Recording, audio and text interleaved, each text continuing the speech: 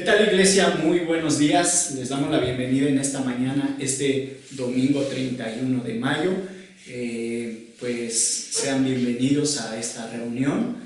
Gracias a Dios porque podemos hacerlo por medio de los medios digitales, ¿no? Vamos a orar y vamos a comenzar, vamos a alabar al Señor y posteriormente a escuchar la palabra de Dios. Padre, muchas gracias, te damos en un nuevo día que nos das de vida. Gracias por la oportunidad que nos das de podernos conectar aún a la distancia. Oramos para que sea tu nombre exaltado, glorificado y tu palabra, Señor, pueda llegar a nuestros corazones. Padre, muchas gracias te damos, oramos por toda la iglesia para que donde esté se pueda conectar, se pueda reunir y pueda escuchar tu palabra. Gracias en nombre de Jesús. Amén.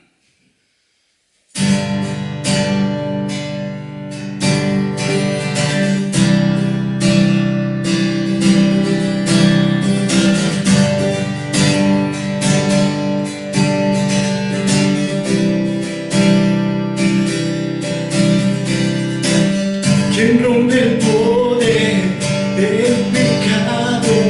Su amor es fuerte y poderoso, el Rey de gloria, el Rey de majestad. Conmueve al mundo con su estruendo y nos asombra con maravillas, el Rey de gloria, el Rey de majestad. Gracias sublimes, perfecto es tu amor. Tomaste mi lugar, cargaste tú mi cruz, tu vida diste allí, y ahora libre soy. Jesús, te adoro por lo que hiciste en mí.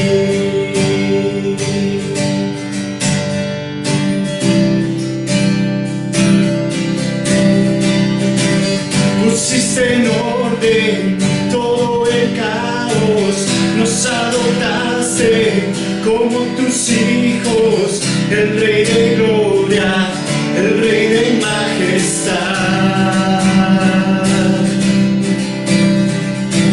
El que gobierna con su justicia y resplandece con su belleza, el Rey de gloria, el Rey de majestad. Gracias sublimes, perfecto es tu amor. Tomaste mi lugar, cargaste tú mi cruz, tu vida diste allí, y ahora libre soy. Jesús, te adoro por lo que hiciste en mí.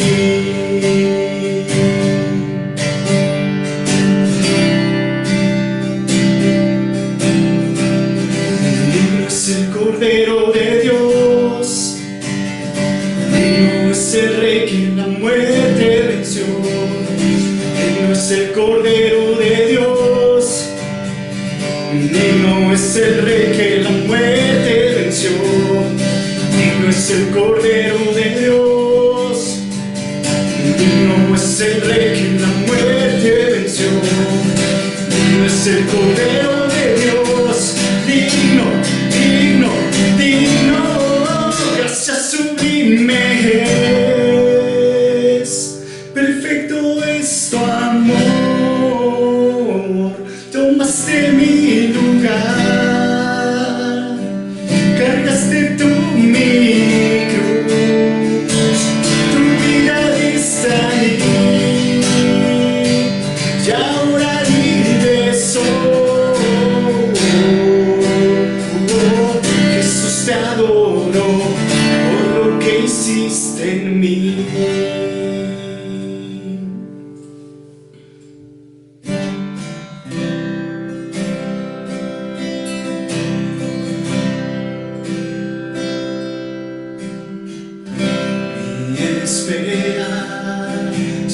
está en Jesús, en su justicia y en la cruz. De nadie más dependeré, solo en su nombre confiaré.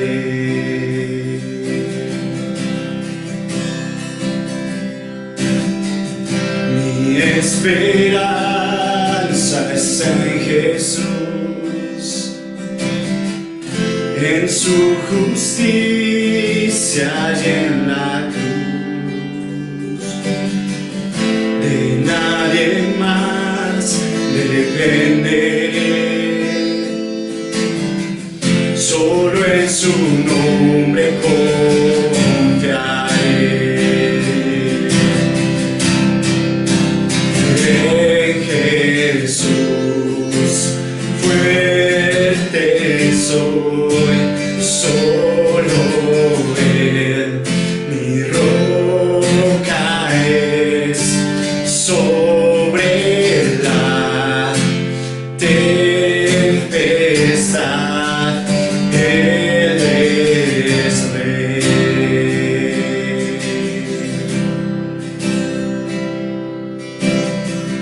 Cuando no puedo ver su faz, sé que su gracia es siempre igual. A la tormenta venceré, mi ancla firme está en Él. Mi ancla firme está en Él. En Jesús fuerte soy, solo Él mi roca es. Sobre la tempestad Él es Rey.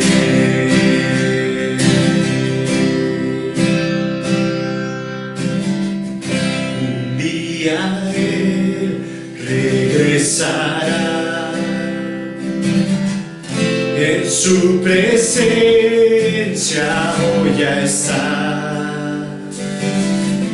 Sin mancha ante Él vendré, justificado por la fe, justificado por la fe. En Jesús fuerte soy, solo Él mi roca es. Sobre la tempestad Él es Rey.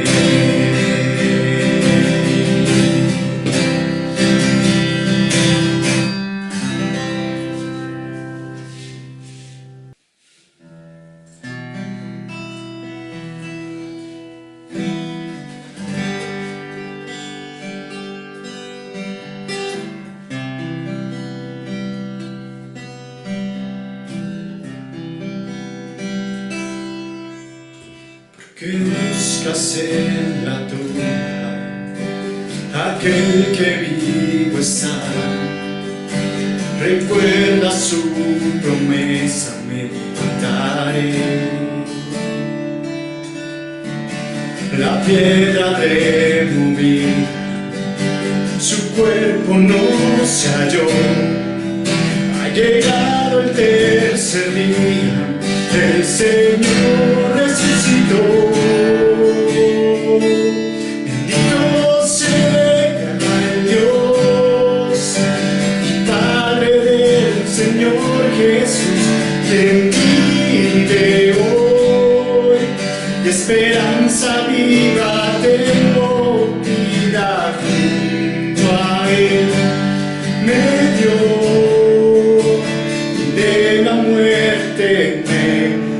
resucitó.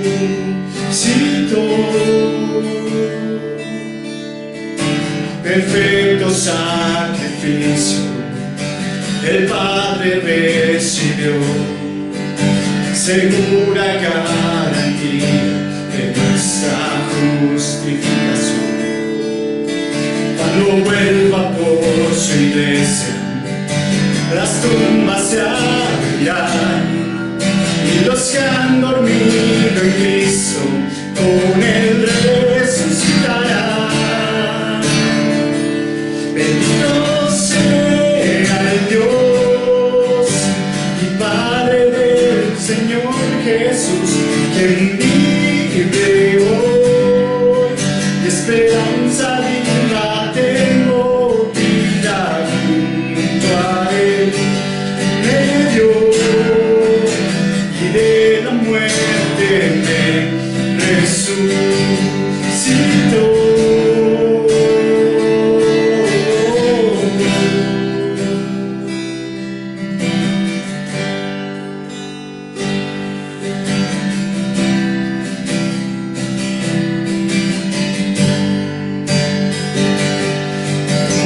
¿Dónde está, oh muerte, tu aguijón, sepulcro de tu victoria? Si Cristo con su muerte te venció, del pecado él nos liberó y ha reclamado su victoria. La tumba no lo pudo retener, él liberó.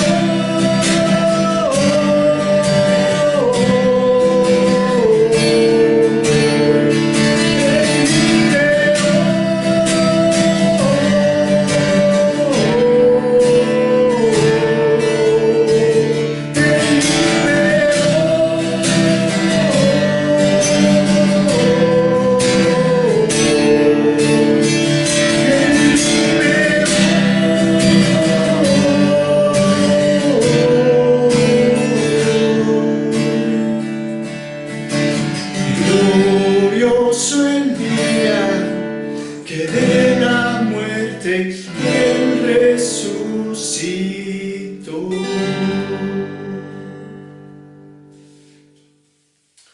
Hola familia, buen día. Pues vamos a continuar con la serie de Éxodo. El día de hoy vamos a estudiar capítulo 27 y capítulo 28. El título del sermón es Un mejor sacerdote.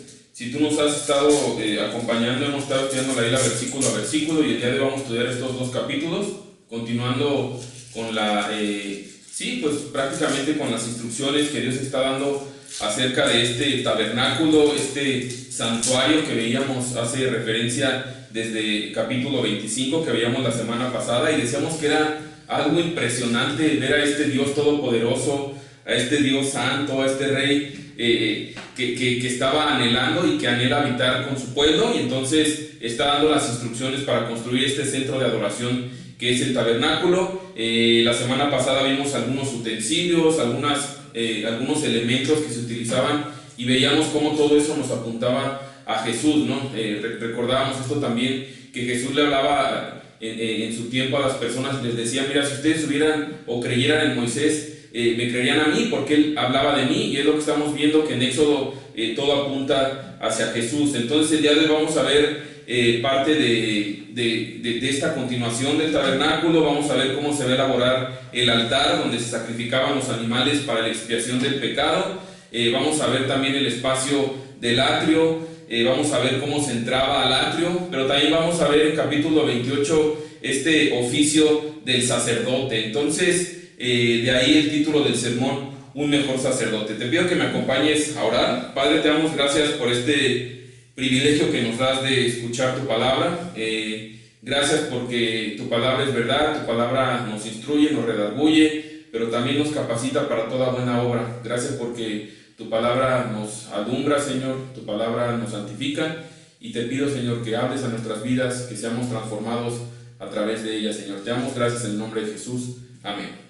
Ok, entonces, continuando con esta parte del tabernáculo, vamos a entrar rápidamente al texto, dice versículo 1 de capítulo 27, está hablando de este mueble que es el altar. Entonces dice versículo 1, dice: con madera de acacia construye un altar cuadrado que mida 2 metros con 30 centímetros de ancho y de largo y 1 metro con 40 centímetros de alto. Haz cuernos en cada una de las 4 esquinas, de modo que el altar y los cuernos formen una sola pieza. Recubre con bronce el altar. Haz recipientes para las cenizas, palas, tazones, tenedores para la carne y braseros, todos de bronce. Hazle una rejilla de bronce y ponle 4 anillos de bronce en las 4 esquinas. Instala la rejilla a la mitad de la altura del altar, debajo del borde. Para trasladar el altar, haz varas con madera de acacia y recúbrelas de bronce. Mete las varas por los anillos a ambos lados del altar. El altar deberá ser hueco y estar hecho con tablas. Constrúyelo tal como se te mostró en el monte. Entonces Dios continúa revelando cada uno de los utensilios o muebles que se van a estar utilizando dentro de todo el tabernáculo, y en los primeros 8 versículos nos habla de este altar. En resumidas cuentas, para entender todo lo que nos está explicando, esta es la imagen de lo que está hablando. El altar básicamente era una caja hueca, una caja cuadrada de 2.30 metros por cada lado, y de alto medía 1.40, era totalmente de madera, y en las 4 esquinas tenía cuernos, y también todo era recubierto de bronce, es lo que vimos, lo que acabamos de leer. Además de eso, en el centro de la caja, o en el centro del altar, había una rejilla. Entonces, la semana pasada hablábamos de esto, que así como el lugar sagrado, el lugar santo, todo era cubierto de oro, el día de hoy también estamos viendo aquí en el altar que es cubierto de bronce. Entonces, así como el oro nos habla de realeza, el bronce nos habla de juicio. Entonces, este altar es un lugar de juicio, donde Dios va a derramar juicio ahí, y también nos menciona que este altar era cargado por varas de bronce que atravesaban los anillos, y entonces así se transportaba. Recordar que el tabernáculo, junto con los utensilios, era transportado de un lugar a otro conforme se movía el pueblo de Israel. Ahora, así como los muebles que estuvimos viendo la semana pasada dentro del tabernáculo, y que decíamos que en sí no era el valor, sino lo que había en ellos, el valor del altar no es en sí ese altar, sino lo que está situado ahí, o lo que se va a poner ahí. Entonces, es un altar, está situado a la puerta del tabernáculo de reunión. Tú entrabas al atrio y no podías ir más allá sin antes pasar por este altar. Ahora, lo que sucedía en ese altar era que se ponía un animal sacrificado encima ahí de la rejilla donde estaba el fuego. Era un animal limpio, sin mancha. Cada persona llegaba ahí con el animal, el sacerdote lo revisaba que efectivamente no tuviera defecto, y entonces la persona podía entrar hasta el tabernáculo, pasar del atrio del tabernáculo, únicamente después de que había sacrificado el animal. Mira lo que dice Levítico, describiendo cómo era parte o el propósito de este sacrificio. Dice Levítico capítulo 1, versículo 4. Coloca la mano sobre la cabeza del animal, y el Señor aceptará la muerte del animal en tu lugar, a fin de purificarte y hacerte justo ante él. Entonces, lo que hacía la persona que llegaba a este altar, ponía, después de haber pasado ahora sí que el control de calidad con el sacerdote, entraba al altar, ponía las manos sobre ese animal y transfería sus pecados a ese animal, y el animal entonces era sacrificado sobre ese altar, su sangre era derramada ahí, y entonces dice ahí: y el Señor aceptará la muerte del animal en tu lugar, a fin de purificarte y hacerte justo ante él. Lo que estamos viendo en esta parte del altar es que vemos que Dios es un Dios santo, el cual no puede convivir con el pecado directamente. Es lo que estamos viendo ahí, y eso es interesante recordar lo que Dios es. Y entonces Él, a través de este método de expiación o de perdón o de reconciliación por medio de este sacrificio, el animal estaba tomando el lugar de la persona que estaba llevando a este animal, y entonces con eso era purificado y con eso era presentado justo delante de Dios. Es lo que está diciendo ahí. Definitivamente, al ver lo que sucedía ahí, y me encanta porque esto no está desconectado de la Biblia, sino que directamente nos apunta a Jesús, nosotros debemos de rápidamente relacionar esto con la cruz. Jesús en la cruz fue sacrificado en nuestro lugar. Nosotros merecíamos por causa de nuestros pecados. Ante la justicia de este Dios santo merecíamos recibir el castigo, pero fue Cristo quien recibió el pecado de todos nosotros y entonces de esa manera nos reconcilió con Dios. Mira cómo dice Isaías capítulo 53 versículos 5 y 6. Mas Él fue herido por nuestras transgresiones, molido por nuestras iniquidades, el castigo por nuestra paz cayó sobre Él, y por sus heridas hemos sido sanados. Todos nos descarriamos como ovejas, nos apartamos cada cual por su camino, pero el Señor hizo que cayera sobre Él la iniquidad de todos nosotros. Entonces el altar representa de alguna manera o apunta directamente a la cruz del Calvario, donde Jesús recibió el castigo que tú y yo merecíamos, donde así como este animal perfecto, sin defecto, era degollado para entonces cargar con el peso del pecado de la persona ahí en el tiempo de Éxodo, así Jesús fue destrozado, fue sacrificado, fue triturado literalmente ahí en la cruz para que nosotros pudiéramos tener paz con Dios y nos reconciliáramos con Dios, porque toda la iniquidad de nosotros cayó sobre Jesús. Por eso dice Primera de Pedro capítulo 2 versículo 24, Jesús mismo cargó nuestros pecados sobre su cuerpo en la cruz. Así como ese animal llevaba los pecados de aquel que lo presentaba sobre el altar, así Jesús mismo llevó nuestros pecados sobre el madero. ¿Para qué? Dice ahí, para que nosotros podamos estar muertos al pecado y vivir para lo que es recto. Por sus heridas ustedes son sanados. Entonces es muy claro ahí. De hecho Pedro como que dice, bueno, a ver, si no lo entienden, lo voy a reafirmar un capítulo más adelante. Dice, porque también Cristo padeció una sola vez por los pecados, el justo por los injustos, para llevarnos a Dios, siendo a la verdad muerto en la carne, pero vivificado en espíritu. Entonces lo que estamos hablando, que así como ese animal para poder ser puesto en el altar tenía que pasar cierto control de calidad, tenía que cumplir con cierto estándar, que no tuviera defecto. Entonces vemos eso también en la vida de Jesús. Jesús también pasó por eso. Tú puedes ver en los evangelios cómo es que Poncio Pilato lo describe 3 veces como inocente. Incluso el hombre que está al pie de la cruz cuando Jesús es crucificado, al final dice este hombre, verdaderamente este era el Hijo de Dios. También puedes verlo con el ladrón que estaba a un costado de él cuando estaba siendo crucificado. Uno de estos 2 ladrones le dice al otro, mira, nosotros merecíamos ese castigo que estamos recibiendo, pero realmente él no ha hecho nada malo. Entonces Jesús es el justo que muere por los injustos para llevarnos a Dios, para reconciliarnos con Dios. Entonces hasta aquí este altar nos habla directamente de Jesús, nos habla directamente de la necesidad de un pago por causa de nuestro pecado para poder estar delante de un Dios santo. Entonces continúa ahora versículo 9 de Éxodo 27, va a hablar ahora del atrio. Ahorita te voy a poner la imagen para que veas cuál es el atrio. Dice, luego harás el atrio del tabernáculo y lo encerrarás con cortinas de lino de tejido fino. Las cortinas del lado sur medirán 46 metros de largo. Estarán sostenidas por 20 postes encajados firmemente en 20 bases de bronce. Cuelga las cortinas con ganchos y anillos de plata. Confecciona las cortinas del lado norte iguales a las del lado sur, de 46 metros de largo, sostenidas por 20 postes encajados firmemente en bases de bronce. Cuelga las cortinas con ganchos y anillos de plata. Las cortinas del lado occidental del atrio medirán 23 metros de largo y estarán sostenidas por 10 postes encajados en 10 bases. El lado oriental del atrio, o sea el frente, también medirá 23 metros de largo. La entrada al atrio estará ubicada en el lado oriental, flanqueada por 2 cortinas. La cortina del lado derecho medirá 6 metros con 90 centímetros de largo y estará sostenida por 3 postes encajados en 3 bases.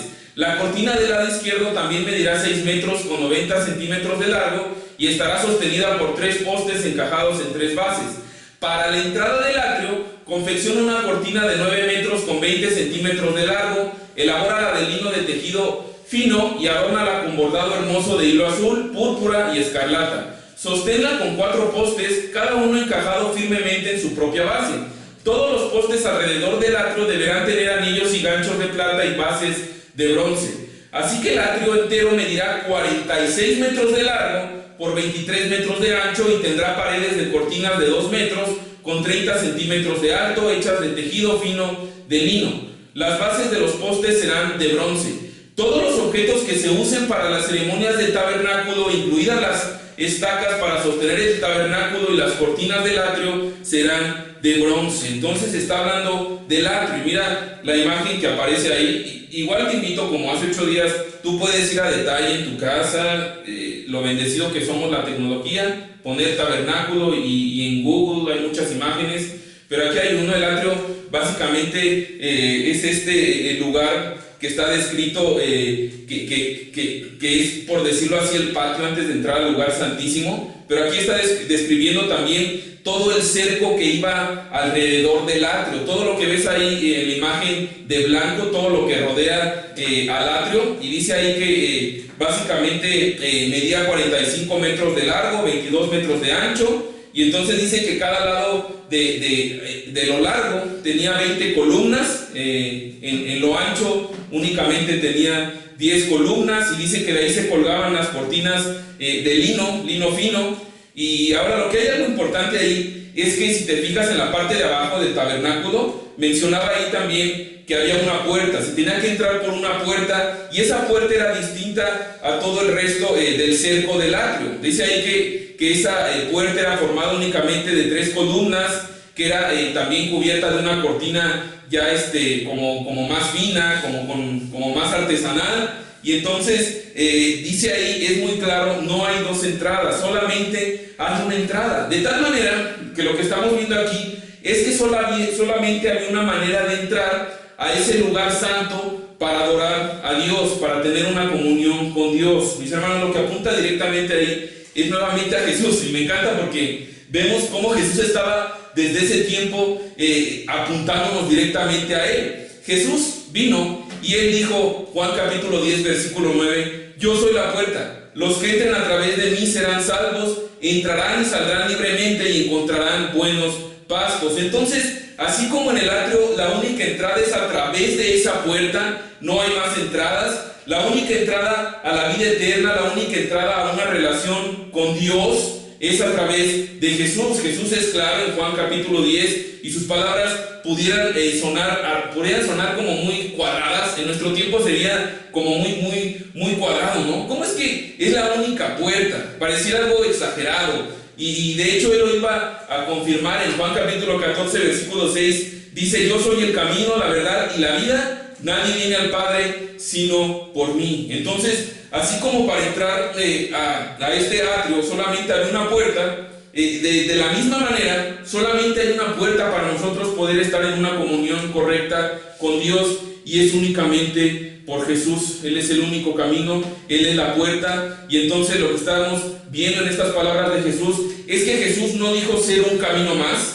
o no dijo ser una forma más para llegar a la vida eterna, o ser una alternativa para tener una comunión con el Padre.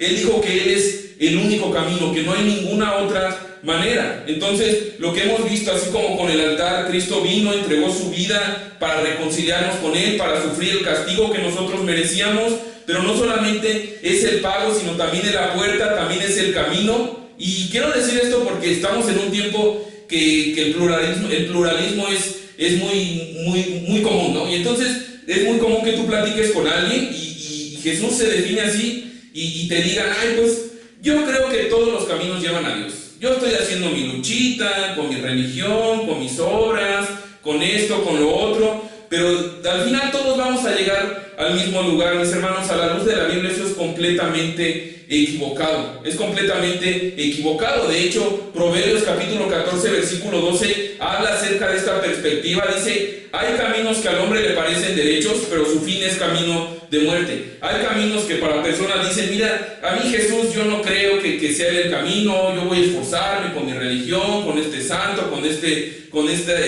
imagen, con cualquier Dios y cuestiones así. Y vemos aquí que no hay otro camino que te pueda llevar a vida. Por mucho que tú quisieras defenderlo, la Biblia es clara y dice que solamente hay salvación en Él. En Hechos capítulo 4 versículo 12, en ningún otro hay salvación, en ningún otro, solamente en Jesús. Dios no ha dado ningún otro nombre bajo el cielo mediante el cual podamos ser salvos. Solamente es por Jesús. Y mis hermanos, Jesús mismo iba a reiterar esto y es por eso que a Jesús tú no lo puedes tener como en un punto medio.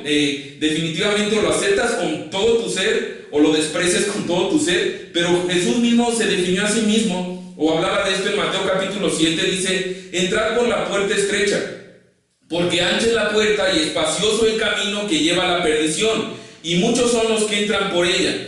Porque estrecha es la puerta y angosto el camino que lleva a la vida, y pocos son los que la hallan. Entonces está hablando ahí, es la única puerta, solamente es Cristo la manera que nosotros podemos estar en paz con Dios. Ahora, regresando como al texto de Éxodo, para llegar al atrio solamente hay una puerta, y a lo mejor tú puedes decir: ay, pero pues ¿qué le pasa a Dios? A mí, ¿cómo que nada más hay una puerta? Dios debió de haber abierto muchas puertas, y definitivamente no es así. Al ver la imagen del tabernáculo es claro porque había solo una puerta, y es que cuando tú atravesabas esa puerta, lo primero que tú veías era este altar donde sacrificabas el animal que pagaba por tus pecados, que te purificaba y que te presentaba como justo delante de Dios. Así que cuando entramos por esa puerta que es Jesús, nosotros debemos ir inmediatamente a la cruz y recordar que es porque Jesús ya recibió el juicio que tú y yo merecíamos, que nosotros podemos estar en paz con Dios. Y continúa Éxodo capítulo 27, versículo 20 y 21. Al final de este capítulo dice: ordénale al pueblo de Israel que traiga aceite puro de olivas prensadas para la iluminación, a fin de mantener las lámparas siempre encendidas. El candelabro estará en el tabernáculo, delante de la cortina interior que protege el arca del pacto. Aarón y sus hijos deberán mantener las lámparas encendidas toda la noche en la presencia del Señor.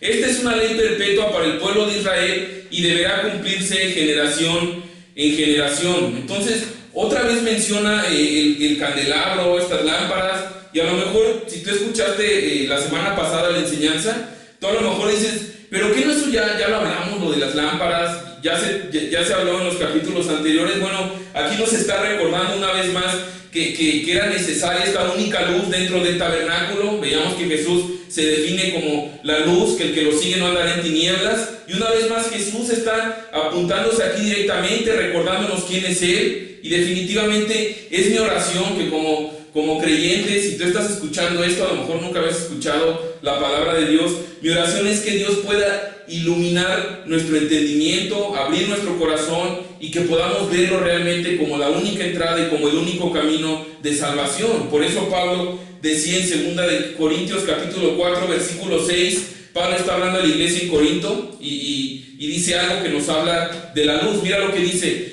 pues Dios, quien dijo que haya luz en la oscuridad, hizo que esta luz brille en nuestro corazón para que podamos conocer la gloria de Dios que se ve en el rostro de Jesucristo. Esa es mi oración, que Dios pueda resplandecer hoy en nuestros corazones y que ilumine realmente nuestro entendimiento para que podamos conocer la gloria de Dios que es a través de Jesucristo, que Él es este Cordero perfecto que quita el pecado del mundo, que Él es esta puerta por la cual tenemos entrada, tenemos perdón, tenemos una relación con el Padre, y que somos salvos únicamente por Él. Pero ahora mira, vamos a entrar a capítulo 28, ya vimos el altar, el atrio, la puerta por la que entrabas al atrio, y ahora comienza capítulo 28. Dice: manda llamar a tu hermano Aarón y a sus hijos Nadab, Abiú, Eleazar e Itamar. Apártalos de los demás israelitas para que me sirvan y sean mis sacerdotes. Hazte a Aarón vestiduras sagradas que irradien belleza y esplendor. Instruye a todos los hábiles artesanos, a quienes he llenado con el espíritu de sabiduría, que confeccionen las vestiduras de Aarón, las cuales lo distinguirán como un sacerdote apartado para mi servicio. Las vestiduras que deben elaborar son los siguientes: un pectoral, un efod, un manto, una túnica con diseños, un turbante y una faja. Los artesanos harán estas vestiduras sagradas para tu hermano Aarón y para sus hijos, a fin de que las usen cuando me sirvan como sacerdotes. Por lo tanto, dale tela de lino fino, hilo de oro e hilo azul, púrpura y escarlata. Entonces, ya estos primeros 5 versículos comienzan a hablarnos del oficio que Dios le va a dar o le está dando a Aarón y sus hijos. Pero antes de consagrar a Aarón y a sus hijos, lo primero que hace es describir las vestiduras sagradas. Dios los estaba llamando, ¿a qué los estaba llamando? A ser sus sacerdotes. Sacerdote es la palabra intermediario, es una palabra que funciona como mediador. La palabra que da origen a esta palabra sacerdote es la palabra oficial, es decir, alguien que oficia, un sacerdote. Ahora, ¿por qué está dando una descripción de vestiduras? ¿por qué no pueden entrar con su ropa normal, con su ropa de diario, con su ropa de calle? ¿Por qué se tienen que uniformar con todo esto que acabamos de leer? ¿Por qué con esas vestiduras? Bueno, en el versículo 2 está la respuesta de por qué estas vestiduras o para qué. Mira lo que dijo ahí, dice: hazle a Aarón vestiduras sagradas que irradien belleza y esplendor. Entonces era algo que definitivamente los iba a distinguir. En la Reina Valera dice para honra y hermosura, y versículo 3 lo amplifica, dice: instruye a todos los hábiles artesanos, a quienes he llenado con el espíritu de sabiduría, que confeccionen las vestiduras de Aarón, las cuales lo distinguirán como un sacerdote apartado para mi servicio. Entonces la palabra consagrar o la palabra ahí apartado habla de consagrar, de apartarlo, de purificarlo. Entonces está diciendo que Aarón iba a ser esta persona que iba a estar ocupada en el oficio del sacerdocio y que tenía que ser apartado para ese servicio. Entonces hay otra razón también, lo vamos a ver ahorita más adelante, pero mira un adelanto en versículo 35, hablando de esta misma vestidura. Dios dice: Aarón llevará puesto el manto cada vez que oficie delante del Señor, y las campanillas sonarán cuando entra a la presencia del Señor en el lugar santo, y también cuando salga de allí. Si lleva puesto el manto, no morirá. Y al final, versículo 43, dice algo similar, dice: Aarón y sus hijos tendrán que llevarla puesta cada vez que entren al tabernáculo o se acerquen al altar en el lugar santo para realizar sus tareas sacerdotales. Así no incurrirán en culpa y no morirán. Y a lo mejor lees esto y dices: no manches, ¿qué onda con eso? No está como muy sanguinario, yo no quiero ese oficio, suena como una labor de alto riesgo, ¿no? Y definitivamente ser sacerdote en ese momento era algo riesgoso, peligraba su vida. De repente ves aquí las vestiduras sagradas, como es que eran para reflejar algo que era honra, que era hermosura, pero también para demostrar que ellos estaban consagrados, que ellos estaban apartados para Dios, pero también eran evidencia y eran un requisito para que ellos pudieran estar delante de Dios y que no murieran. Estas vestiduras eran algo necesario para estar delante de Dios. Ahora vamos a estar viendo esta parte de la vestidura ahorita, pero hasta aquí quiero aclarar algo, que este oficio del sacerdocio definitivamente nos está hablando de alguien más, nos está hablando de un mejor sacerdote. Dice Hebreos capítulo 3 versículo 1, dice: así que, amados hermanos, ustedes que pertenecen a Dios y tienen parte con los que han sido llamados al cielo, consideren detenidamente a este Jesús, a quien declaramos mensajero de Dios y sumo sacerdote. Aquí está hablando ya de Cristo como el sumo sacerdote. Hebreos 4:14 dice: por lo tanto, ya que tenemos un gran sumo sacerdote, hablando de Cristo, que entró en el cielo, Jesús, el Hijo de Dios, aferrémonos a lo que creemos. Jesús es este sumo sacerdote, y ahorita vamos a ver a qué hace referencia a esto, pero definitivamente desde aquel momento en el tabernáculo nos estaba apuntando a un mejor sacerdote, que es Jesús. Ahora estamos viendo a Aarón cómo están siendo preparados para cumplir esta labor del sacerdocio. Ahora quiero hacer una pausa aquí, y me llama la atención porque yo me preguntaba: oye, pero pues ¿qué hizo Aarón? ¿O qué hicieron sus hijos como para tener ese privilegio de asumir ese oficio tan peligroso? Y la verdad, le das vueltas a Éxodo, capítulos antes, y tú no encuentras nada que ellos pudieran haber hecho para merecer eso. No hay nada que ellos pudieran haber hecho para obtener ese privilegio de que Dios les llamara y que Dios les usara. Mis hermanos, lo único que hubo ahí es que Dios en su gracia escogió a Aarón y a sus hijos para que pudieran llevar a cabo esa labor, pero ellos no eran nada especiales. Mis hermanos, esto es muy esperanzador, porque definitivamente tampoco tú y yo somos nada especiales. Así que cuando Dios nos rescata, no es porque seamos especiales, sino porque Él es especial, porque Él es bueno, porque Él es amoroso, y en su gracia nos ha escogido, y no solamente nos ha escogido, sino que nos da el privilegio de servirle. Entonces ese es el motivo por el que Aarón y sus hijos estaban siendo escogidos únicamente por gracia. Ahora me encanta cuando Jesús, o cuando esta parte nos está apuntando a Jesús como sumo sacerdote, porque mira lo que dice versículo 15 de capítulo 4 en Hebreos. Dice: nuestro sumo sacerdote comprende nuestras debilidades, porque enfrentó todas y cada una de las pruebas que enfrentamos nosotros, sin embargo Él nunca pecó. Entonces nos dice ahí que Jesús es el sumo sacerdote, pero también se puede compadecer de nosotros. Jesús no es alguien lejano, no es una figura fría, no es una figura insensible, no es una figura que simplemente esté lejos y que no le importe, sino que es alguien, es un Dios amoroso, es un Padre bueno, es este sumo sacerdote que comprende nuestras debilidades. Mis hermanos, Cristo vino, vivió entre nosotros con un cuerpo semejante al tuyo y al mío, nació de una mujer, pero terminó ese periodo acá siendo el sumo sacerdote, y entonces al haber estado en nuestra semejanza, en un cuerpo como el de nosotros, Él se compadece de nosotros. Mis hermanos, lo que quiero decir es lo que la palabra dice en Salmos, dice: ¿quién es el hombre para que tengas memoria de él? Y dice también en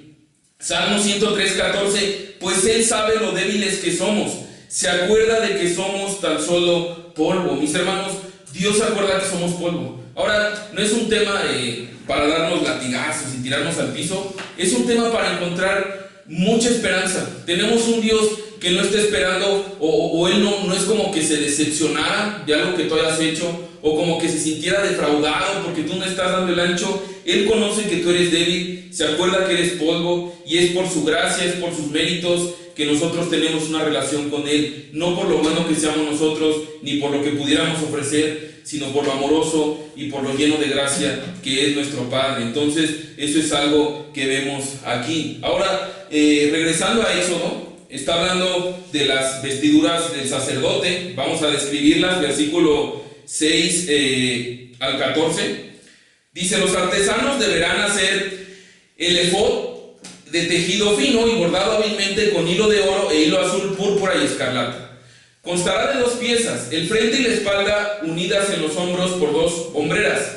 La faja decorativa estará confeccionada con los mismos materiales, lino de tejido fino, bordado con oro y con hilo azul, púrpura y escarlata. Toma 2 piedras de ónice y graba sobre ellas los nombres de las tribus de Israel, 6 nombres en cada piedra dispuestos según el orden de nacimiento de los hijos de Israel. Graba estos nombres en las 2 piedras con la misma técnica que emplea un joyero para grabar un sello. Luego incrusta las piedras en monturas de filigrana de oro. Sujeta las 2 piedras sobre las sombreras del efod, pues son un recordatorio de que Aarón representa al pueblo de Israel. Aarón llevará estos nombres sobre sus hombros como un recordatorio continuo cada vez que se presente ante el Señor. Elabora las monturas con filigrana de oro. Luego trenza 2 cordones de oro puro y sujétalos a las monturas de filigrana sobre las sombreras del efod. Entonces, esta es la primera pieza, el efod.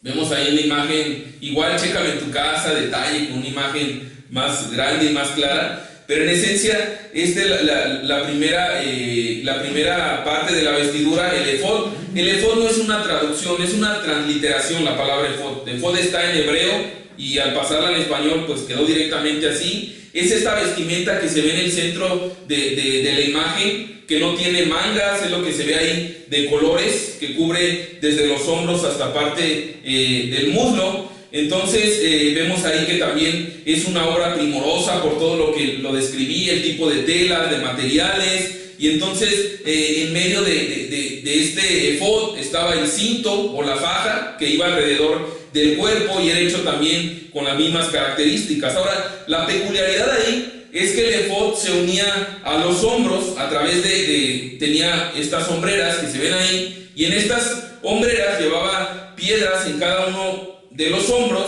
piedras de ónice, dice ahí, y en las cuales llevaba grabado los nombres de las tribus de Israel. Tenía 6 de un lado y tenía 6 del otro. Ahora dice en versículo 12, nos hablaba ahí que lo que traía en los hombros era un recordatorio continuo cada vez que Aarón se presentara delante del Señor. Entonces, el propósito de traer ahí grabados los nombres de las tribus de Israel era un recordatorio, era que el sumo sacerdote, al presentarse delante de Dios, estaba recordando que llevaba al pueblo de Israel sobre sus hombros. Las piedras que tenía en los hombros eran un recordatorio de a quién estaba representando ahí delante de Dios. Ese es el efod.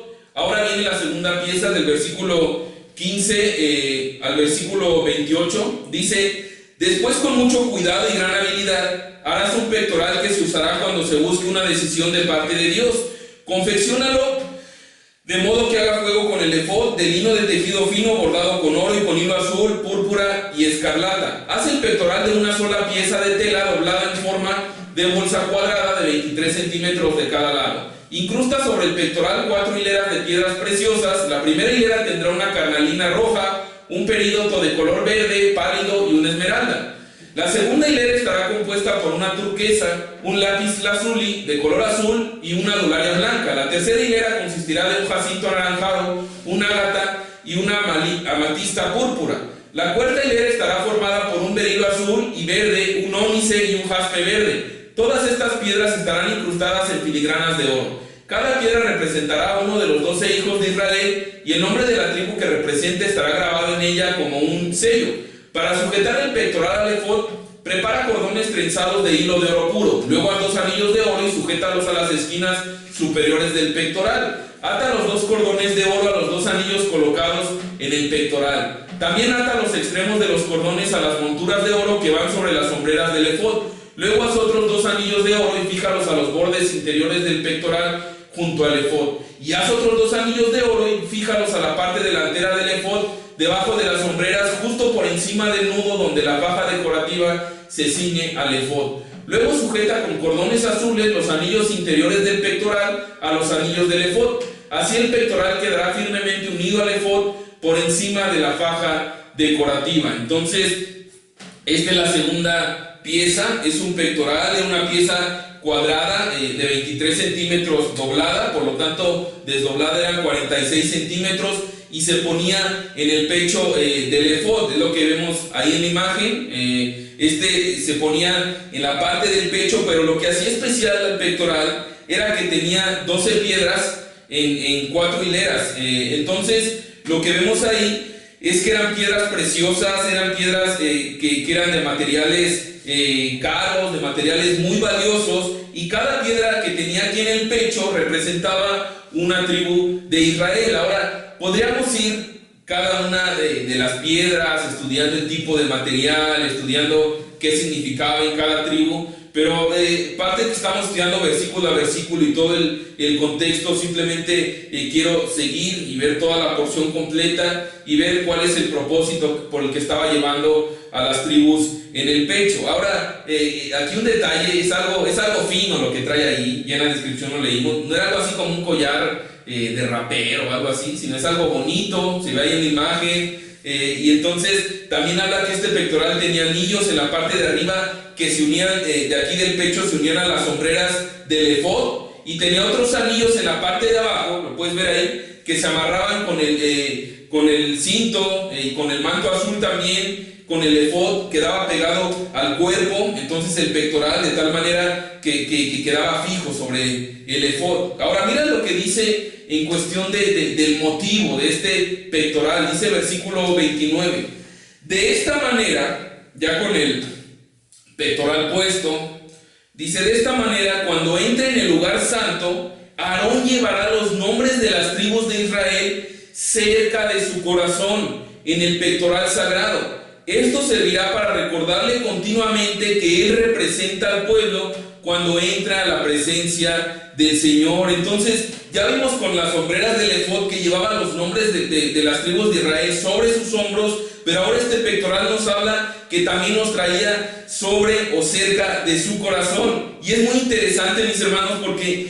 Dios amaba a este pueblo, amaba a cada tribu de este pueblo, y cada una de las piedras eran piedras distintas, y nos habla de que cada tribu era distinta, y nos habla también de que eran piedras que tenían valor. Y ahora lo que es interesante aquí es que cada una es preciosa para Dios, y yo hablo en esto, en el tema de que es precioso en cuestión de que pagó un precio. Dios pagó un precio por estas tribus, y así también cuando veo a la iglesia, Dios pagó un precio por su iglesia, y así como Dios nos ha hecho distintos a cada uno, todos somos preciosos en el sentido que fuimos comprados a precio de sangre de Cristo. Entonces me encanta ver esto, me encanta ver cómo Dios nos ama, aún con nuestras distintas características, aún siendo distintas personalidades, pero Dios es claro aquí, y aquí estamos viendo que era el propósito de Aarón, llevarlo no solamente sobre los hombros, sino llevarlos también sobre su corazón. Y continúa versículo 30, hablando de otra razón de este pectoral.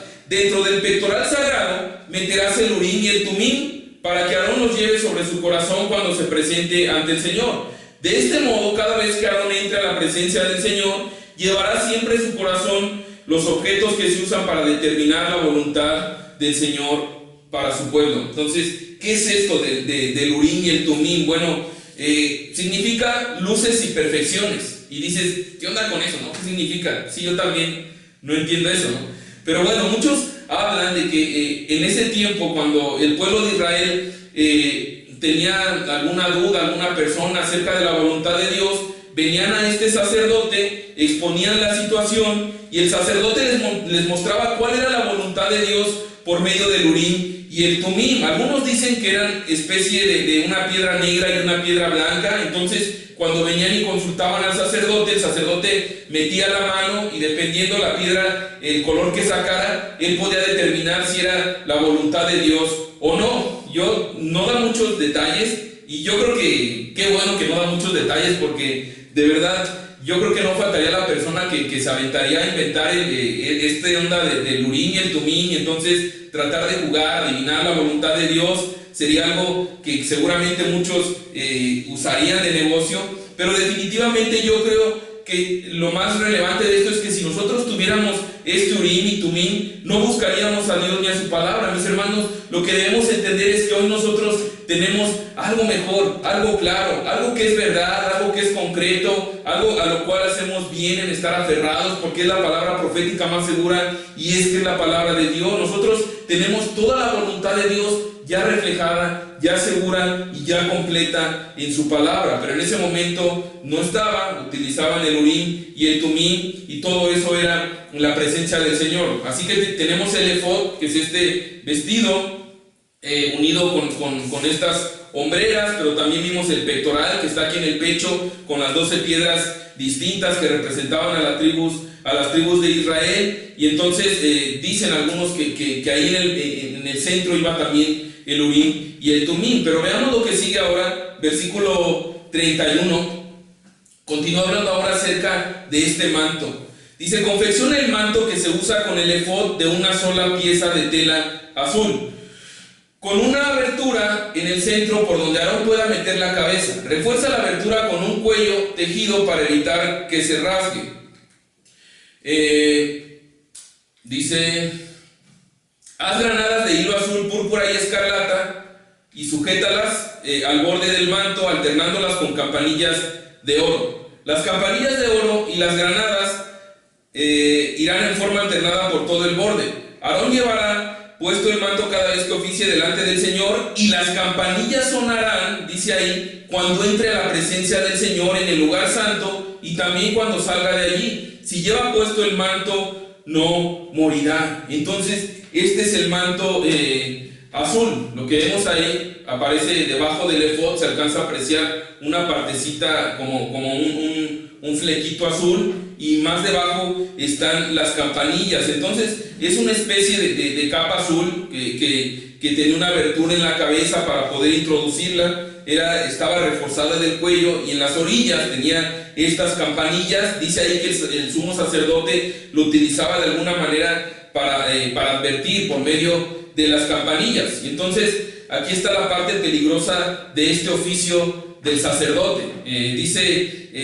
Nos está describiendo que el sumo sacerdote entraba en la presencia de Dios. Se dice también históricamente que se le amarraba una cuerda en el tobillo, y el sacerdote entraba, y mientras estaba ministrando, sirviendo, se escuchaba el sonido de las campanillas mientras él se estaba moviendo en el lugar santísimo. Pero si de repente tú dejabas de escuchar las campanillas, pues ¿qué era lo que sucedía? Que él ya había muerto. Entonces ya estaba tirado en el piso, y como nadie podía entrar a ese lugar santísimo, solamente este sumo sacerdote, lo jalaban con la cuerda para sacarlo del lugar. Entonces, ¿era peligroso estar en ese lugar? La respuesta es sí. Así como es peligroso estar delante de Dios en nuestro pecado. La Biblia dice que la paga del pecado es muerte, y entendiendo que Dios es un Dios santo, que es el atributo que más vemos en la Biblia, cuando vemos que Él es santo y nosotros asumimos o aspiramos a pararnos delante de Él con nuestro pecado, en nuestros méritos, nosotros seríamos consumidos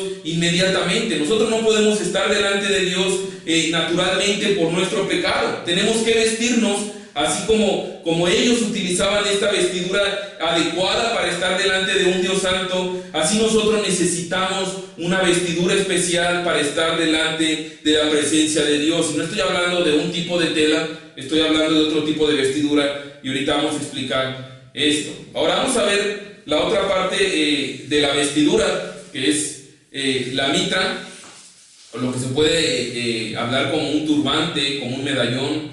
Dice el versículo 36, dice: luego haz un medallón de oro puro y grábalo como un sello con las palabras santo para el Señor. Con un cordón azul sujete el medallón a la parte delantera del turbante de Aarón, donde deberá quedar permanentemente. Aarón lo llevará sobre su frente para cargar sobre sí mismo toda culpabilidad de los israelitas cuando consagran sus ofrendas sagradas. Aarón tendrá que llevarlo siempre sobre su frente para que el Señor acepte al pueblo. Entonces está hablando aquí de este turbante y de este medallón. En la Reina Valera le llama mitra y lámina de oro, pero aquí es un turbante y el medallón. Es lo que vemos que trae en la cabeza ahí el sumo sacerdote, esta especie de turbante. Pero en ese turbante tenía que llevar una placa en la cabeza que dice ahí: santo para el Señor. Entonces la palabra santo nuevamente, o santidad, es la palabra apartado o consagrado. El sumo sacerdote representaba algo que está apartado, que está consagrado, y cuando entraba delante de Dios, esa placa estaba anunciando eso. Pero también representa cómo debemos ser nosotros ante Dios. De repente pensamos en la palabra santo y popularmente se conoce o viene a nuestra mente como una persona que hizo muchas cosas buenas por otras personas y entonces obtuvo un título y entonces se convirtió en santo. Pero la Biblia no enseña nada de eso. La Biblia enseña que todo aquel que ha creído en Cristo, todo aquel que es hijo de Dios, es santo. Y eso quiere decir que entonces somos apartados y consagrados para Él. Mis hermanos, lo que quiero dejar aquí en claro es que la santidad no es un logro que se obtiene. La santidad es una gracia que Dios nos da. Es algo que nosotros recibimos únicamente por gracia de Dios. Y esa santidad la recibimos cuando nosotros rendimos nuestra vida a Jesús, cuando creemos en Él, y entonces ahora estamos apartados para Él. Él quiere que seamos santos para entonces poder estar delante de Él. De hecho dice Hebreos capítulo 12 versículo 14: seguid la paz y la santidad, sin la cual nadie verá al Señor. No hay otra forma, únicamente ser santo. Pero otra vez la pregunta natural es: bueno, pero ¿cómo obtengo esa santidad? Bueno, es que la santidad, nosotros para obtener un grado de santidad que pudiéramos estar delante de Dios, es imposible, porque estamos en un cuerpo que aún batalla, que aún hay pecado. La única manera es recibir esa santidad completa, perfecta y que es aceptable delante de Dios por medio de la fe en Jesús, y que nos sea dada únicamente por gracia. Entonces, lo que dice también acerca de esto, acerca de este turbante, de este medallón, era que Aarón lo llevara ¿para qué? Dice el versículo 38: Aarón lo llevará sobre su frente para cargar sobre sí mismo toda culpabilidad de los israelitas cuando consagran sus ofrendas sagradas. Y de repente esto sorprende, porque hay momentos que nosotros como que pensamos que podemos hacer cosas para ganar cierta posición delante de Dios, y entonces tú lees esto y dices: ay, como que yo no puedo estar delante de Dios si yo me he portado bien, si yo no soy tan malo como tal persona. Pero de repente esta placa que llevaba el sumo sacerdote representaba las faltas cometidas en las cosas santas. Ellos entendían que aún haciendo cosas buenas o cosas santas, por llamarlo así, era imposible y todos éramos culpables delante de Dios. Por eso él tenía que llevar esto. Dice al final de ahí: Aarón tendrá que llevarlo siempre sobre su frente para que el Señor acepte al pueblo, para que Dios les dé perdón y derrame gracia sobre ellos. Ahora, todo esto, como decíamos al principio, es el anuncio o la flecha directamente de un mejor sacerdote, de un mejor sumo sacerdote, que es Jesús, aquel que se compadece de nuestras debilidades, y en cada parte del tabernáculo, en cada situación del sacerdote, vemos directamente a Jesús. ¿Cómo aparece Jesús en esta vestimenta, en el efod, el pectoral, el manto, el turbante, el medallón? Bueno, definitivamente Jesús es el que nos lleva sobre sus hombros, así como este sacerdote llevaba en la sombrera las tribus de Israel. Ahora Jesús nos lleva sobre sus hombros, porque mis hermanos, no hay nada que nosotros podamos hacer para estar delante de la presencia de Dios. Nosotros estamos incapacitados por causa de nuestro pecado, somos lisiados, pero es Dios mismo en Cristo que nos carga y nos lleva sobre los hombros a la mesa del Rey. Jesús nos lleva directamente hasta la presencia de Dios. Ahora, me encanta porque esto comparte ya con lo del pectoral, de que llevaba las tribus sobre el corazón. Nos habla de que Jesús tampoco es como que nos lleva sobre los hombros como a regañadientes, ¿no? Como, bueno, pues ahí te traje a este cuate, mira, estoy cansado, está bien pesado. No, definitivamente Él también nos lleva con amor, nos lleva sobre su corazón. Es por amor que Él se dio a sí mismo para pagar nuestro pecado y reconciliarnos con Él. Cristo nos lleva sobre su corazón porque Él nos ama, y es de esa manera que fue movido a entregarse por nosotros. Por eso dice la palabra que más Dios muestra su amor para con nosotros, en que siendo aún pecadores, Cristo murió sobre nosotros. No solamente nos lleva sobre sus hombros, no solamente nos lleva sobre su corazón,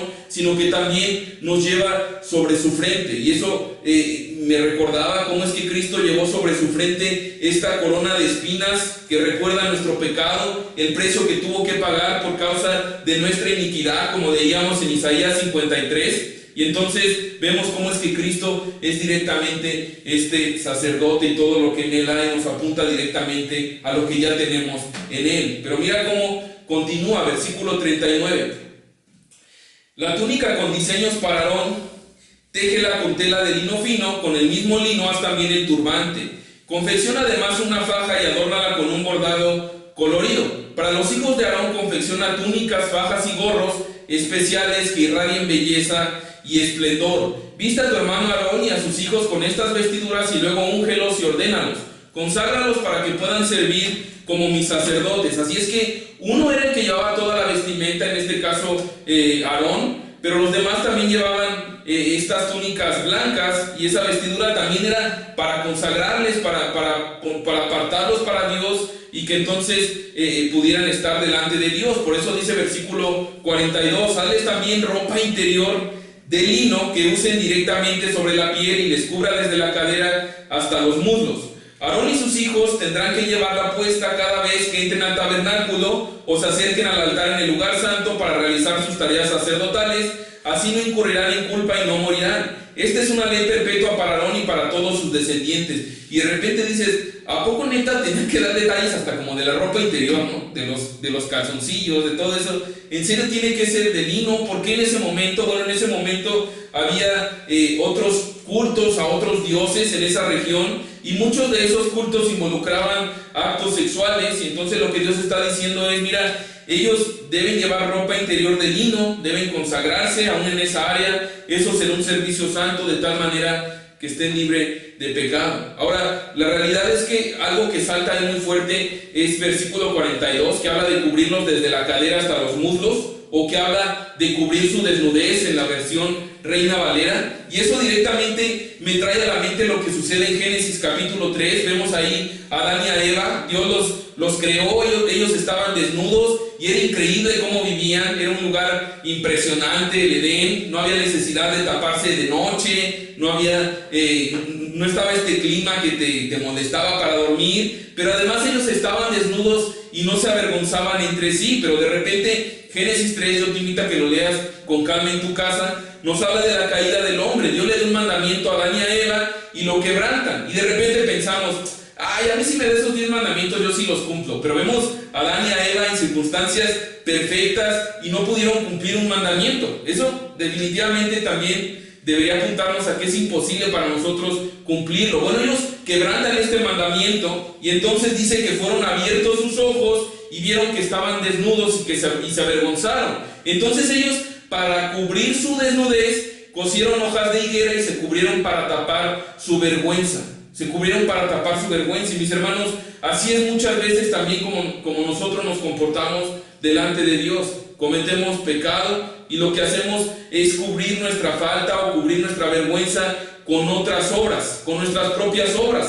Pero la realidad es que esas buenas obras son como trapos de inmundicia delante de Él, y de repente cometemos pecado y nos sentimos avergonzados, pero en lugar de venir a este abogado que tenemos en Jesús, confesar nuestro pecado y abandonarlo y alcanzar misericordia, mejor utilizamos cualquier cosa para calmar nuestra vergüenza, para cubrir nuestra culpa. Probablemente venir a la iglesia, probablemente hasta hacer obras piadosas, pero nos encontramos en situaciones durante toda la semana que vivimos entregados a nuestro pecado, pero queremos cubrirlo con cierta religiosidad algunos días, y en realidad eso no sirve de nada. Pero mis hermanos, ¿qué es lo que Dios hace con Adán y con Eva? Bueno, menciona Génesis 3 que Él viene, le pregunta a Adán estaba escondido, y le dice: ¿dónde estás? Y no es que Dios no supiera dónde estaba, pero le pregunta como para darle la oportunidad que reaccione. Y entonces Adán le dice: mira, me escondí porque escuché que andabas en el huerto, y me escondí porque estaba desnudo. Y Dios le dice: pero ¿quién te dijo que estabas desnudo? ¿Comiste del árbol que te dije que no comieras?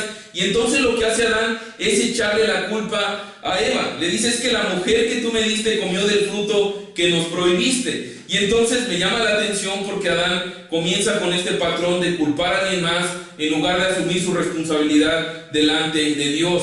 Y él no está diciendo que es culpa de la mujer necesariamente, sino que le dice: es culpa de la mujer que tú me diste. Le está diciendo: Dios, este pecado que yo cometí es por tu culpa, es por tu culpa. Y muchas veces así tratamos de justificarnos delante de Dios. Cuando Dios viene y nos confronta y nos muestra pecado, nosotros decimos: ay, pero es por tu culpa, Dios, por la circunstancia en la que tú me metiste, por la persona que pusiste enfrente. Es por culpa del pasado que yo viví, por la manera como me trataron mis papás, por cómo me lastimaron de niño, y buscamos cualquier excusa para sacarnos esa responsabilidad. Pero la realidad es que todos somos pecadores. No podemos evitarlo porque está dentro de nuestra naturaleza a causa del pecado de Adán. Pero el hombre naturalmente busca esa excusa. ¿Y qué hace Dios? Lo que Dios hace desde el jardín del Edén es que Dios viste al hombre y a la mujer en el Edén con pieles de animales. Dios mata un animal, hace un sacrificio, es alguien que está pagando por el pecado de ellos y que está cubriendo de alguna manera su vergüenza y su desnudez. Y mis hermanos, eso mismo es lo que Dios quiere hacer contigo el día de hoy. Ya sea que vengas por primera vez o que ya tengas tiempo y Dios te está mostrando tu condición, que eres un pecador, y a lo mejor solamente vienes, pero la verdad lo estás usando más como para taparte, o estás escuchando esto como: bueno, sí, voy a escuchar un rato algo de Dios, como para calmar tu conciencia. Mis hermanos, nosotros no necesitamos utilizar hojas de religiosismo, estas hojas de higuera. Nosotros debemos aferrarnos a Jesús. Dios envió a Cristo, a su Hijo, para que Él, muriendo en la cruz, pudiera asumir toda la carga de nuestro pecado y borrar toda culpa y toda vergüenza delante de Él. Lo que dice esto lo resume en Hebreos capítulo 9, 24. Resume muy bien este oficio del sacerdote, porque Jesús es un mejor sacerdote. Jesús está representado en ese altar, en ese cordero que es sacrificado para la propiciación de nuestros pecados, que está asumiendo nuestro lugar para pagar nuestra culpa. Él está en la entrada del tabernáculo, Él es la única puerta, Él es el único camino, pero Él está en estas vestiduras. Él nos lleva sobre sus hombros, nos lleva sobre su corazón por amor, pero también está en el oficio del sacerdote. Dice Hebreos capítulo 9, versículo 24: pues Cristo no entró en un lugar santo hecho por manos humanas, que era solo una copia del verdadero que está en el cielo. Él entró en el cielo mismo para presentarse ahora delante de Dios a favor de nosotros. Entonces, así como el sumo sacerdote entraba en representación de todo el pueblo, así Jesús entró, dice aquí, no en un santuario hecho por manos humanas, sino que entró en el cielo mismo a través de su sacrificio para presentarnos delante de Dios, para presentarse delante de Dios a favor nuestro. Mis hermanos, tenemos un Salvador que no vive para acusarnos. Él dice que nos ha rescatado e intercede por nosotros siempre a favor nuestro. Yo no sé cómo estés el día de hoy, pero esto debe traerte mucha esperanza. Yo no sé cómo has vivido, pero a lo mejor traes una losa de culpa. Aquí dice que tienes este sumo sacerdote que siempre está a favor nuestro, que intercede a favor tuyo, aun si es por causa de abogar por tus pecados y recordar que Él ya pagó por lo que tú has hecho. Dice versículo 25: y no entró en el cielo para ofrecerse a sí mismo una y otra vez, como lo hace el sumo sacerdote aquí en la tierra, que entra en el lugar santísimo año tras año con la sangre de un animal, Si eso hubiera sido necesario, Cristo tendría que haber sufrido la muerte una y otra vez desde el principio del mundo, pero ahora en el fin de los tiempos, Cristo se presentó una sola vez y para siempre para quitar el pecado mediante su propia muerte en sacrificio. Entonces, lo que habla aquí es que Jesús se ofreció una vez y para siempre, no con la sangre de un animal, sino con su propia sangre. Se dio como este sacrificio, no para cubrir el pecado, sino para quitar el pecado. Eso es lo que Jesús ha hecho como nuestro gran sumo sacerdote. Mis hermanos, no era como estos sacerdotes de Éxodo, que año con año tenían que ofrecer sacrificio, y cada año decían, se necesitará otro cordero, se necesitará otro cordero, pero Cristo en la cruz dijo, consumado es, la deuda está pagada por completo. Por eso dice versículo 27 y 28 de Hebreos capítulo 9. Y asimismo, y así como cada persona está destinada a morir una sola vez y después vendrá el juicio, así también Cristo fue ofrecido una sola vez y para siempre, a fin de quitar los pecados de muchas personas. Cristo vendrá otra vez, no para ocuparse de nuestros pecados, sino para traer salvación a todos los que esperan con anhelo su venida. Lo que está diciendo aquí es, Jesús vino una sola vez y ese sacrificio fue suficiente una sola vez y para siempre, para salvar a los que anhelan su venida, para regresar a los que anhelan su venida. Y a lo mejor preguntas, bueno, a mí me da igual, yo no espero su venida. ¿Qué sucede con los que no le esperan? La Biblia es clara, dice que así como cada persona está destinada a morir una sola vez, habrá un juicio para todos. Y otra mentira más de lo que escuchamos, así como de que todos los caminos llevan a Dios, también está esta mentira común que dice, mira, Dios te va a dar una segunda oportunidad. O sea, después de morir, no importa que tú hayas creído en Él o hayas vivido para Él. No, luego hay otros lugares, hay un purgatorio, hay algunas otras maneras de llegar. Pero no te preocupes, la realidad es que no es así. La Biblia dice que mueres una sola vez y después de eso el juicio. No hay un lugar intermediario, sino que estarás delante de Dios. Y muchas veces pensamos, bueno, que estaremos delante de Dios y que nos preguntará, oye, ¿qué hiciste? Como si Dios no supiera lo que nosotros hemos hecho. De hecho, Dios conoce hasta lo más profundo, lo más perverso, lo más asqueroso que hayas hecho. Pero déjame decirte algo. Dios no envió a su Hijo al mundo para condenar al mundo, sino para que sea salvo por Él. No hay nada oculto delante de Dios, dice la palabra, que todo está desnudo y abierto delante de aquel que tendremos que dar cuenta. Si es tu situación, y sobre todo en este tiempo que dices, híjole, yo no sé qué pasaría conmigo si yo muero, cómo está mi situación delante de Dios. Bueno, la única puerta, la única salvación, el único Salvador es Cristo. Por eso dice Juan 3:36, el que cree en el Hijo tiene vida eterna, pero el que rehúsa creer en el Hijo no verá la vida, sino que la ira de Dios está sobre él. La ira de Dios está sobre él para aquel que no ha creído en el Hijo. Y dice Juan 3:17, Dios no envió a su Hijo al mundo para condenar al mundo, sino para salvarlo por medio de él. No hay condenación para todo aquel que cree en él, pero todo el que no cree en él ya ha sido condenado por no haber creído en el único Hijo de Dios. Mis hermanos, Dios no va a condenar a nadie. De hecho, dice un versículo más adelante que la condenación es precisamente que Jesús te está hablando, la luz viene al mundo, la luz viene a tu vida, pero los hombres amaron más las tinieblas que a la luz porque sus obras eran malas. Dios ha presentado ante ti, extendiendo su mano para que te arrepientas y vengas a Él, confiando como Señor y Salvador, y tú decides amar tus tinieblas, tus obras, y no creer en Jesús. Pero mi amigo, si tú has creído en Jesús como Señor y Salvador, cuando estemos delante de Él, mis hermanos, lo que vemos en estos versículos es que no podremos jactarnos de nada. No es como alzarnos el cuello de que hicimos algo bueno para merecer la salvación, sino simplemente postrarnos a sus pies y dar gracias por todo lo que Él ya hizo, porque no merecemos estar delante de Él, pero es su gracia lo que nos ha salvado y lo que nos ha sostenido, no por obras para que nadie se gloríe, dice Efesios capítulo 2. Así que el hecho de que nosotros podamos estar delante de Dios con la ropa correcta, nos habla no de un tipo de tela, sino de un tipo de justicia, y es la justicia de Jesús. Es la justicia de Jesús. Mis hermanos, dice 2 Corintios 5:21, pues Dios hizo que Cristo, quien nunca pecó, fuera la ofrenda por nuestro pecado, para que nosotros pudiéramos estar en una relación correcta con Dios, es decir, que pudiéramos ser declarados inocentes delante de Dios.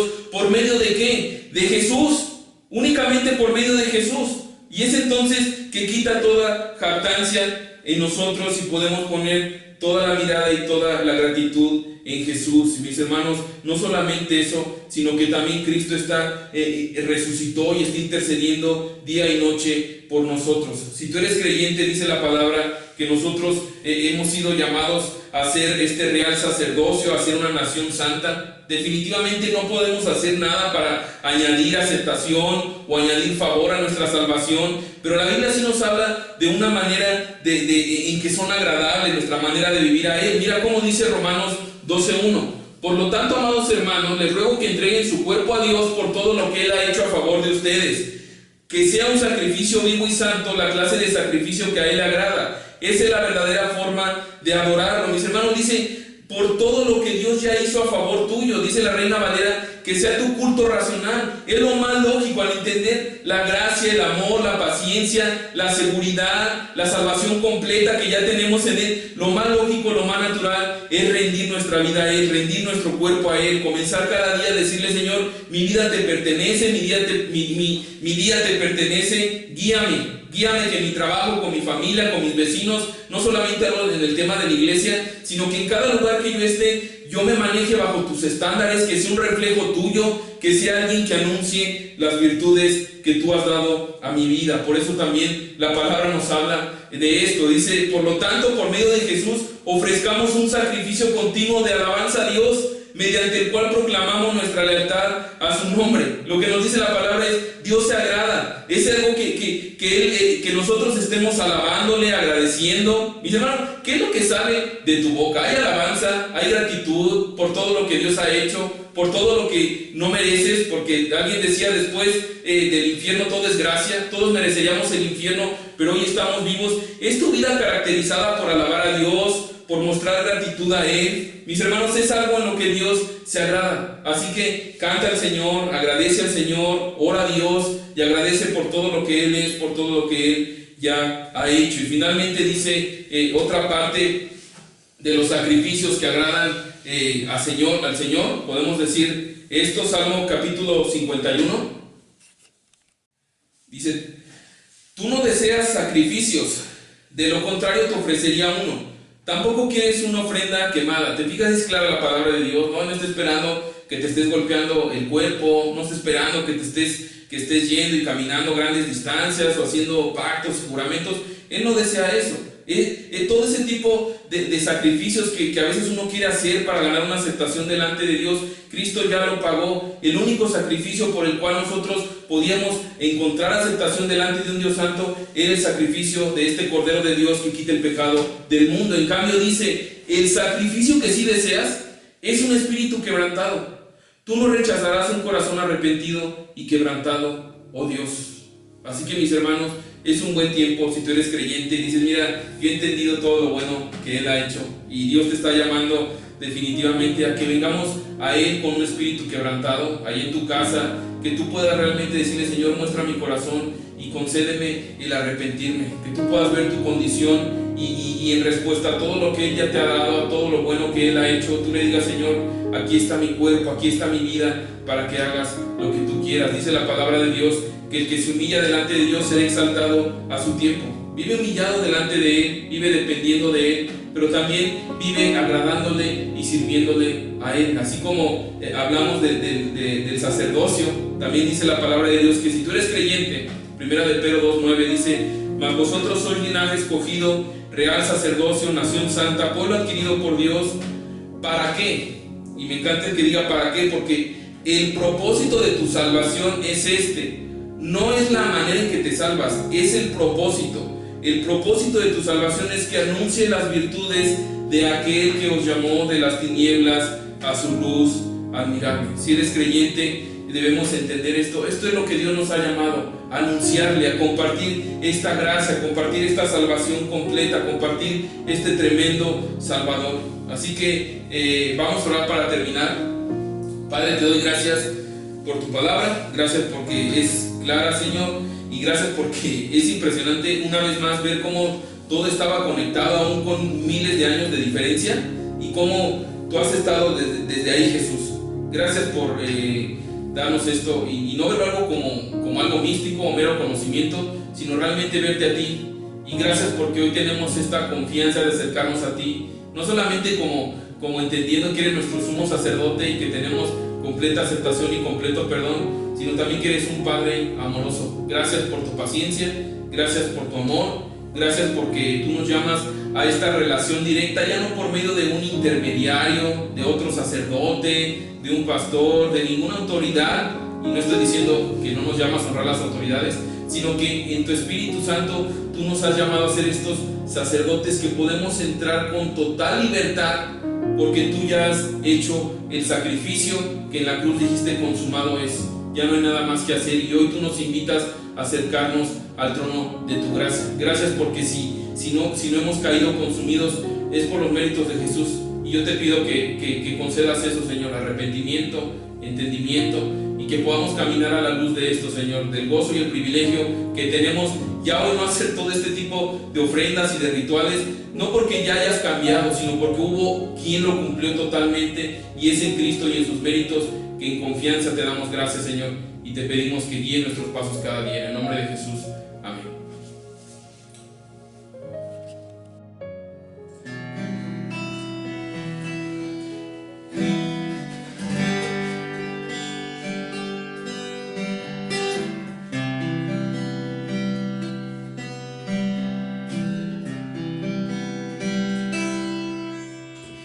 Que buscas en la tumba aquel que vivo está.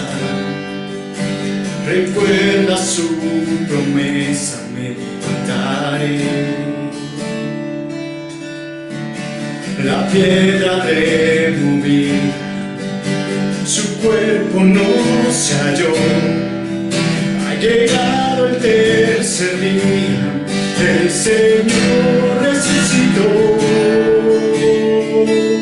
Bendito sea el Dios y Padre del Señor Jesús, quien vive hoy, y esperanza viva tengo, vida junto a Él me dio, y de la muerte me resucitó.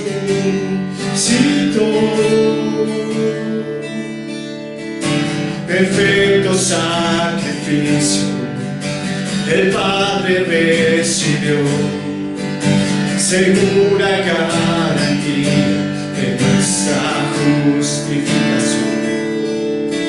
Cuando vuelva por su iglesia, las tumbas se abrirán, y los que han dormido en Cristo con Él